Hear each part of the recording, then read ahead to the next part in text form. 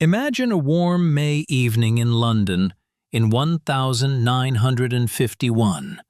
In the respectable Chelsea district, where the dim light of gas lamps still competed with the first electric lights, two men hastily left their homes. One of them, Guy Burgess, was known for his eccentric behavior and brilliant mind. The other, Donald Maclean, held a high position in the Foreign Office. They took no extra belongings with them, just small valises, as if going for a short country stroll. That night, they disappeared, leaving behind only a trail of bewilderment and empty glasses in the closed clubs of St. James's. This disappearance became the first visible crack in the impeccable wall that the British elite had built around its secrets for years. No one at that moment yet realized that behind this escape lay not just a personal decision of two friends, but the collapse of an entire system of trust built over centuries. These men were not just civil servants. They were part of the flesh and blood of the British establishment, Cambridge graduates, those to whom, by right of birth, the keys to the empire belonged. And it was precisely this that made their activities so effective and at the same time so destructive. The roots of this story go back to the early 1930s, when the corridors of Trinity College in Cambridge became a melting pot for the most radical ideas of the era. The Great Depression shook the foundations of the capitalist world, and fascism was raising its head in Europe. For young people with a keen sense of justice and intellectual pride, the old order seemed decrepit and unable to resist the encroaching darkness. In their perception, the Soviet Union appeared not as a distant totalitarian state, but as the sole bastion of progress and social truth. In this atmosphere, the community that would later be called the Cambridge Five was born. Kim Philby, Guy Burgess, Donald Maclean, Anthony Blunt, and John Cairncross. Each of them came to their choice in their own way. But one thing united them: a deep conviction that they were serving not a foreign power, but the future of humanity. Recruitment was not like a spy thriller. It was long conversations in the quiet gardens of the college, discussions of Marxism amidst the clinking of silverware, and a gradual realization that their position in society gave them a unique opportunity to influence the course of history. They did not seek money or fame. Their motivation was purely ideological, which made them virtually invulnerable to the usual counterintelligence methods of the time. When World War II broke out, these young men already held strategic positions. Kim Philby, possessing incredible charm and composure, infiltrated the structure of the Secret Intelligence Service, known as MI6. His advancement was rapid. Colleagues saw in him an ideal officer, dedicated to the cause and possessing an analytical mind. No one could have guessed that every important document that passed through his hands was duplicated and handed over to Soviet liaisons. At the same time, John Cairncross worked at Bletchley Park, the holy of holies of British cryptography. It was he who transmitted to Moscow the deciphered messages of the German Enigma machine, which was crucial for planning operations on the Eastern Front. Thanks to Cairncross's information, the Soviet command knew about the plans for the German offensive at Kursk in 1943, even before the German generals received their final orders. This was a technological superiority obtained not in laboratories, but in the quiet of libraries and offices, where the British aristocracy kept its secrets. The external conflict of this drama unfolded against the backdrop of a global systemic confrontation. While official allies, Great Britain, the United States of America, and the Soviet Union, fought against a common enemy, Behind the scenes, an invisible war for the post-war world order was being waged. The Cambridge Five became the lever that allowed Moscow not just to monitor the actions of the Allies, but to actively influence them. Donald Maclean, having access to the most guarded secrets of nuclear developments within the Manhattan Project, transmitted detailed reports on the creation of the atomic bomb. This allowed Soviet scientists to avoid many dead ends and significantly accelerate the creation of their own nuclear shield. Outwardly, it looked like diplomatic and technical work, but in essence, it was a grandiose operation of knowledge transfer that changed the balance of power on the planet for decades to come. British and American intelligence services were fully confident in their exclusivity, not noticing that their main secrets had long since become the property of the Kremlin. The internal conflict of each member of the Five was no less intense. Living a double life for years and sometimes decades is a test that breaks even the strongest psyche. Kim Philby masterfully concealed his true convictions behind a mask of friendliness and professionalism. He even headed the Department for Combating Soviet Espionage, in essence, catching himself. This was the height of cynicism and at the same time incredible psychological tension. He had to sacrifice the lives of those who worked for Western intelligence in Eastern Bloc countries to preserve his legend. Anthony Blunt, a refined art historian and surveyor of the King's pictures, was torn between his love for the aesthetics of Old Britain and his devotion to the stern Soviet idea. His life was filled with paradoxes. By day, he discussed Nicolas Poussin's paintings with members of the royal family, and in the evening, he handed over microfilms with state secrets. This constant game of hide and seek with reality required not only nerves of steel, but also a certain degree of emotional detachment. The philosophical conflict of this entire story lies in the clash of concepts of loyalty and betrayal. From the perspective of British law and morality, these people were traitors of the lowest kind. They betrayed their families, their friends, their educational institutions, and their country. However, in their own perception, they were loyal to a higher ideal. They believed that national borders were a relic of the past, and saving the world from fascism and then from a possible nuclear aggression by the West was more important than loyalty to the crown. This was a conflict between traditional patriotism and international ideology. The paradox was that their very belonging to the upper class gave them a sense of intellectual freedom bordering on permissiveness.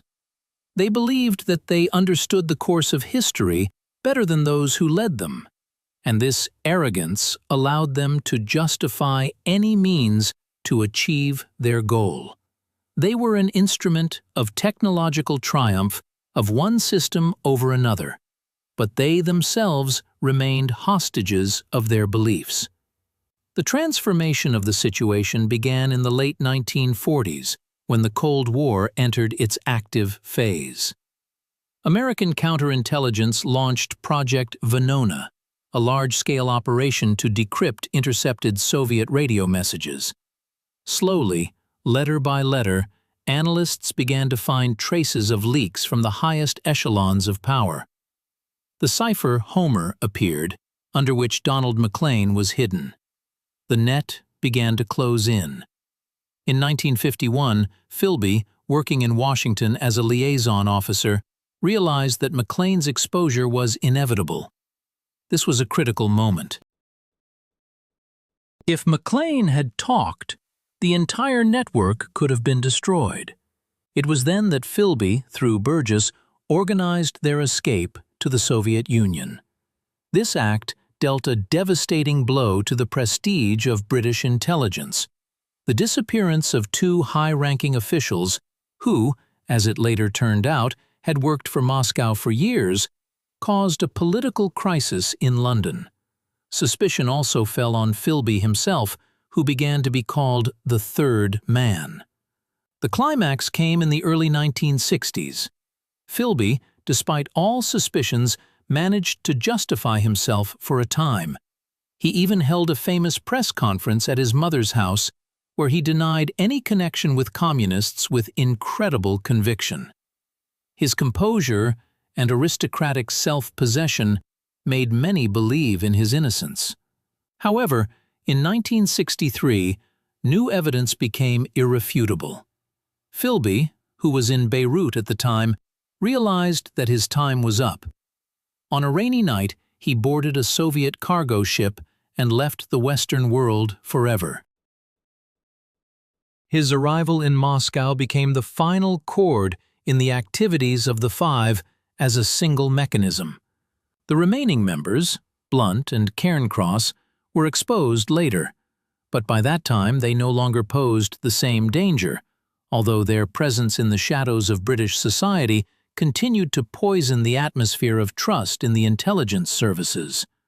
The resonance of the Cambridge Five case is felt even today. This story taught the world a harsh lesson. The most dangerous threat often comes not from outside, but from within, from those who seem most loyal and integrated into the system. It showed that ideology can be stronger than personal ties and social duty. The technological triumph of the Soviet Union in the nuclear race and in intelligence activities of the 1940s was largely ensured by these five people. For the modern security system, this serves as a reminder that the human factor remains the weakest and at the same time the most powerful link in any defense. We see how important it is to understand not only the technical parameters of information protection, but also the psychology of the people who have access to it. The lessons of Cambridge forced intelligence agencies around the world to completely rethink their approaches to personnel vetting and leak control. Today, looking at the events of those years, we understand that the story of the Cambridge Five is not just a chronicle of espionage. It is a profound drama about choice, about the price of convictions, and about how easily what has been built for centuries can be destroyed. The adaptation of the members of the Five in the Soviet Union was complex and sometimes tragic. Philby, although he received all honors, yearned for English traditions, for cricket, and for the atmosphere he himself helped destroy until the end of his life. Maclean immersed himself in work, trying to find meaning in a new reality that was very different from his idealized perceptions of the 1930s. Their destinies became a monument to an era of great illusions and great betrayals. Ultimately, they remained people without a homeland, stuck between two worlds, each of which they loved in their own way and betrayed in their own way. Reflecting on the significance of this story in the 21st century, we encounter a paradox. In an era of digital technologies and artificial intelligence, the methods of the Cambridge Five seem anachronistic, yet the essence of their activities remains relevant. Today, information wars are waged with algorithms, but the decision of whose side to be on is still made by a human. We see the same clashes of ideas, the same attempts to use technological advantage to establish dominance. The story of Philby and his associates teaches us that knowledge is not only power, but also immense responsibility, and intellectual arrogance can lead to catastrophic consequences. Concluding our journey through decades of secrets and intrigues, we return to the very image of the impeccable British gentleman that Kim Philby so masterfully embodied. His figure remains a symbol of how outward form can completely conceal inner content. The secret of his success lay not in technical gadgets, but in his ability to be part of the society he intended to change. This story comes full circle, bringing us back to the question of what true loyalty is. Perhaps the answer lies not in political slogans, but in the ability to remain honest with oneself and others, without hiding behind the masks of great ideas. The Cambridge Five have passed into history, leaving behind volumes of memoirs and thousands of declassified documents.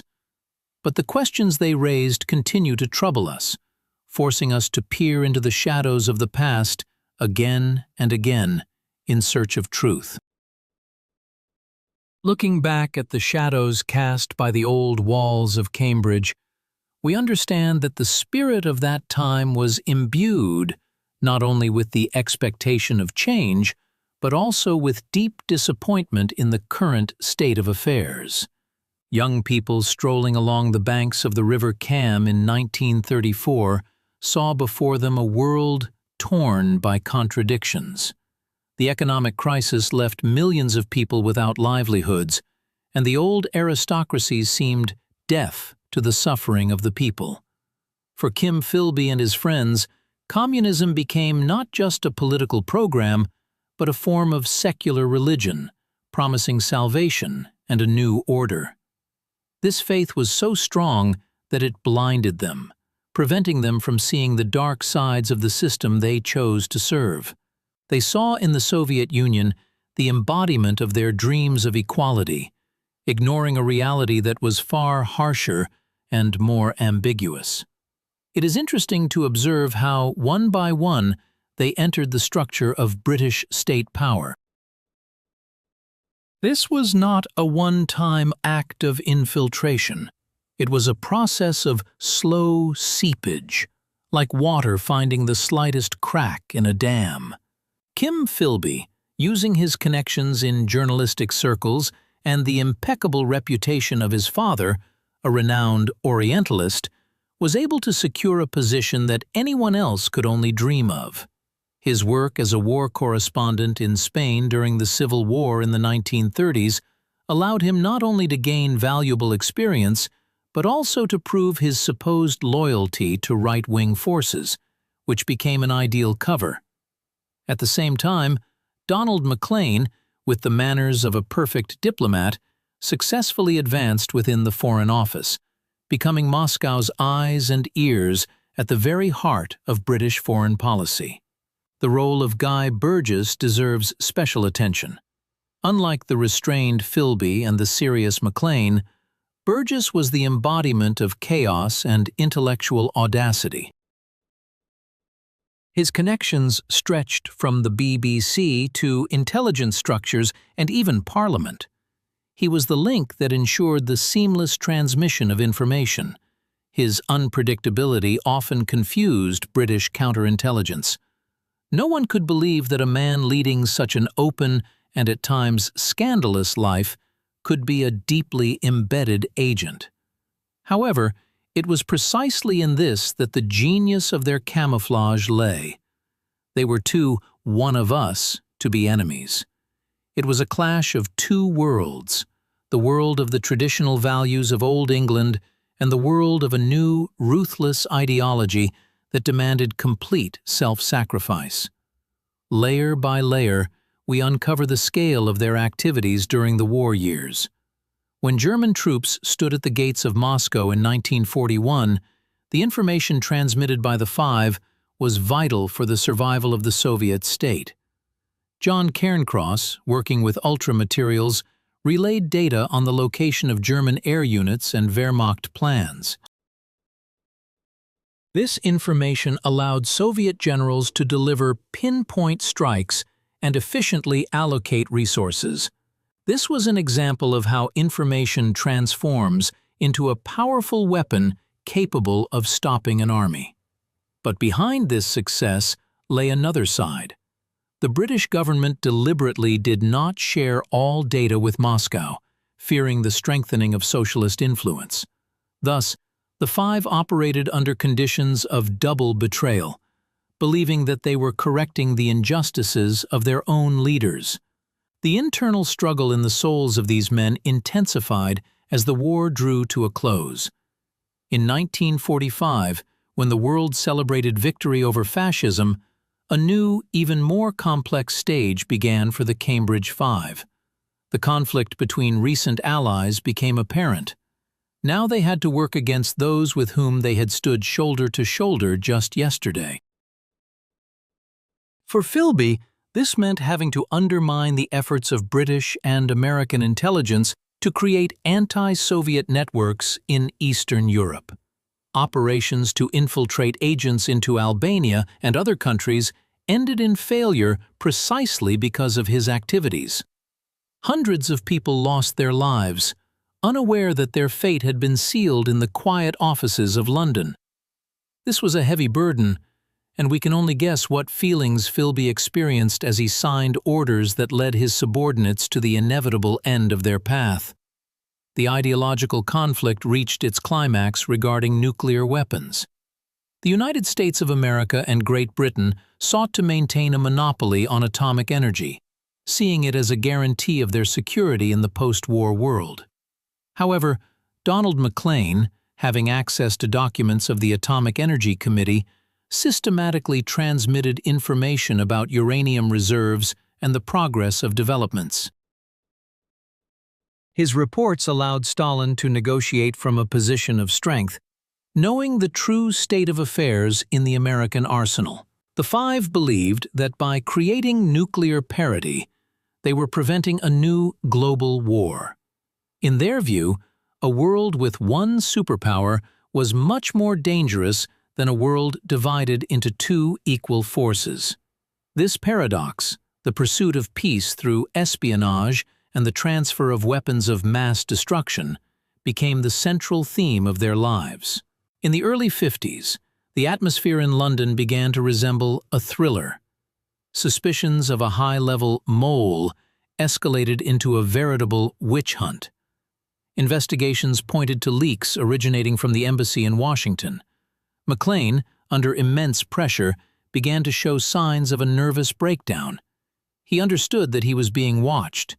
It was at this moment that the solidarity of the Five, which had allowed them to survive for decades, manifested itself. Philby, realizing the threat to the entire network, decided to act. The escape of Burgess and Maclean in May 1951 came as a bolt from the blue. For British society, it was a shock. How could two young men from the best families, with brilliant prospects, turn out to be traitors? This incident forever changed the attitude towards upper-class representatives in intelligence agencies, creating an atmosphere of suspicion and distrust. The next 10 years for Kim Philby were a time of walking on a knife edge. He was removed from operational work, subjected to repeated interrogations, but his composure was phenomenal. He continued to claim that Burgess had deceived him, exploiting their friendship. In 1955, the British Foreign Secretary officially stated in Parliament that there was no basis to suspect Philby of treason. This was the moment of his triumph, the high point of his game with the system. He managed to convince everyone, even the most hardened skeptics, of his innocence. However, the shadows of the past did not let him go. Defectors from Soviet intelligence services, one after another, began to give testimonies, which formed a unified, terrifying picture. When in 1963, Philby finally realized that his exposure was a matter of weeks, he made his last maneuver. His disappearance from Beirut and subsequent appearance in Moscow became the final proof of his work for the Soviet Union. This was the collapse of the legend of the infallibility of the British elite. The failure was so massive that the government tried to suppress its consequences for many years. Anthony Blunt, who remained in England, was exposed during a secret investigation, but he was offered immunity from prosecution in exchange for information. His name became public only in 1979, which sparked a new round of scandals and discussions. Adaptation in Moscow for these people became a kind of purgatory. They found themselves in a world they had defended, but which was deeply alien to them. Guy Burgess never managed to adapt to Soviet reality, suffering from loneliness and longing for London clubs. He passed away in 1963, never finding peace. Donald McLean, on the contrary, showed great resilience, engaging in scientific work and trying to be useful to his new homeland. Kim Philby lived in Moscow until 1988. His life was surrounded by honor, but he remained isolated. He was often seen in Moscow parks, walking alone and lost in thought. For him, it was the end of a long and arduous journey, on which he lost almost everything except his convictions. The significance of the Cambridge 5 case for the history of intelligence cannot be overstated. They created a model of the ideal agent of influence who acts not for money, but at the call of the heart. This made their struggle much more effective than any technical eavesdropping or document theft. The lessons of this case teach us that ideas possess incredible power, capable of changing borders and overthrowing governments. In the modern world, where information has become the main currency, the methods of the Five continue to be studied in intelligence academies of all countries. We see how modern conflicts often begin with ideological penetration and the formation of loyal groups of influence within the enemy. Concluding this large-scale analysis, we return to a question many contemporaries of those events ask themselves. Were these people heroes or traitors? The answer depends on which frame of reference we choose. For Soviet history, they will forever remain outstanding intelligence officers who made an invaluable contribution to the country's security. For British history, they are a symbol of betrayal and the collapse of ideals. But beyond these black and white categories lies a human story about 5 talented individuals who decided they could take on the role of history's judges. Their lives were filled with brilliance and squalor, triumphs and disappointments, but most importantly, they were a continuous service to an idea that ultimately proved stronger than themselves. This story reminds us that behind every great technological triumph, behind every victory in the nuclear race, stand living people with their fears and ambitions. The Cambridge 5 were not just an instrument in Moscow's hands. They were a living embodiment of the contradictions of the 20th century. And today, as we again face global challenges and new ideological confrontations, their experience serves as a warning of how easily one can lose oneself in the labyrinth of the great game. We see how stories of betrayal and loyalty cyclically repeat, and how important it is in any situation to maintain humanity, so as not to become just a line in a secret report for future generations.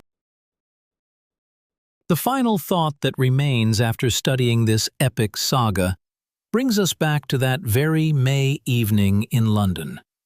2 people disappear into the darkness, leaving behind a world they will never see again. It was a moment of truth when all masks were dropped, and only the naked reality of choice remained. The life of the Cambridge 5 is an eternal reminder that our decisions determine not only our future, but also the future of the entire world, and that sometimes the quietest conversation in a university garden can have an echo that will resonate through decades. More than 50 years have passed since those events, but interest in the Cambridge 5 has not waned. This is because their story touches upon the deepest strings of human nature, the pursuit of truth, the thirst for recognition, and the complexity of moral choice.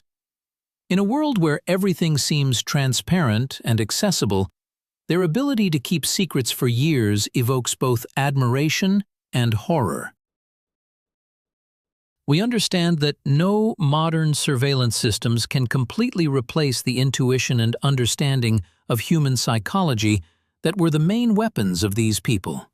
The story of the 5 is not just a chapter in a textbook on espionage. It is a mirror reflecting all the hopes and fears of humanity on its path to a new world order. Considering each individual separately, we see how their talents complemented each other, creating an almost perfect mechanism. Kim Philby provided strategic leadership. McLean, access to the highest diplomatic circles. Burgess, communication and connections. Cairncross, technical and military information, and Blunt, intellectual and cultural cover. It was a symphony of espionage in which each instrument played its part, creating a complete picture incomprehensible to their contemporaries. The technological triumph of the USSR over its Western allies in the mid-20th century would have been impossible without this unique alliance of 5 minds united by a common goal. The drama of their finale underscores the full depth of their transformation. The transition from life in luxurious London mansions to a modest existence in the Soviet capital became a true test of their loyalty to their ideals. They proved that their choice was conscious and final, even when the reality of socialist society turned out to be far from their utopian dreams. This makes their story even more tragic and profound, transforming it from a spy thriller into a philosophical parable about human destiny. Their escape to Moscow was not just an escape from prison, but an act of final transition into the reality they themselves helped create. Today, as we analyze the events of the past, we see in the Cambridge Five not just a group of agents, but key players on the great chessboard of history. Their activities influenced the formation of NATO, the course of nuclear development, and the entire architecture of international security. They showed that one person, possessing knowledge and convictions, can be worth an entire army. This truth remains relevant even today, when informational superiority becomes a decisive factor in any conflict.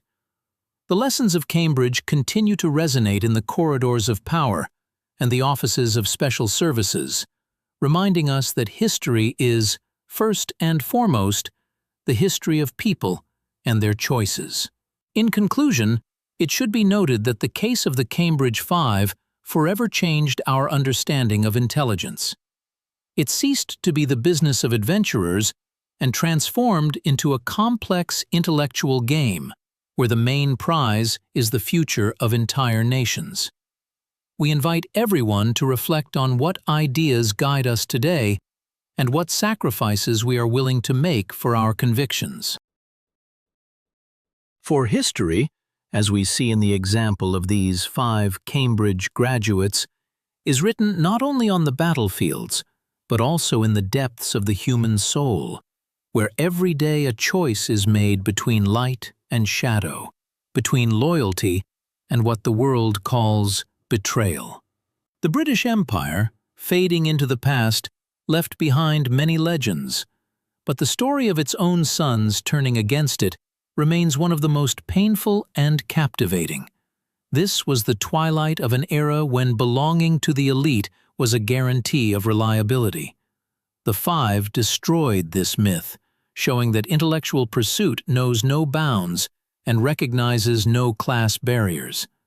Their path from the lecture halls of Trinity College to Moscow apartments is a route through the entire 20th century, with all its hopes for progress and bitter disappointments.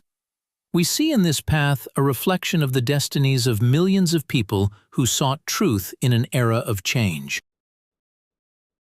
Concluding our narrative, we again turn to the image of Kim Philby, who insisted to the end of his days that he remained true to his goal. His life is a constant question to ourselves about the limits of loyalty and about what we consider our true homeland. Perhaps for the Cambridge Five, their homeland was not a country on a map, but that ideal picture of the world they sought to build.